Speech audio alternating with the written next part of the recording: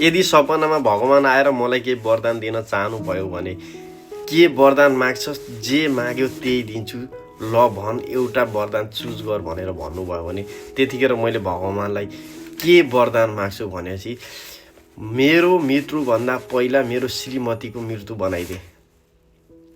यदि मेरो श्रीमती विधवा भई भने अर्थात् मेरो मृत्यु पहिला भयो भने मेरो श्रीमतीलाई बाँचेर खाने स्थिति हाम्रो समाजमा वातावरणै छैन। कसैसँग बोल्न मनाइ छ, कसैसँग हाँस्न हुँदैन, राम्रो लगाउनु हुँदैन, राम्रो खान हुँदैन, जे गरे पनि सुख छैन, शान्ति छैन, बस्ने वातावरण छैन, ढिलो अबेरसम्म बाटोमा हिँड्नु हुँदैन, अनि कसैको घरमा गएर केही लामो समय भलाकुसारी गरेर बस्नु पाइँदैन।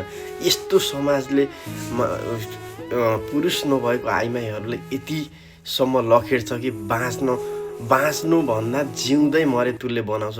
तसर्थ मलाई कुनै भगवानले यदि वरदान दिन चाहेको खण्डमा मलाई धन सम्पत्ति औलत दौलत सुनको दरबार महल जग्गा जमिन केही चाहिँदैन। तर सिर्फ मलाई एउटा कुरा चाहिएको भनेको एउटा कुरा मलाई त्यही चाहिएको छ, जुन मभन्दा पहिला मेरो श्रीमतीको मृत्यु अथवा मेरो श्रीमतीलाई पहिल्यै स्वर्ग आरोहण गराइदिए भनेर म भगवानलाई यही वरदान माग्छु।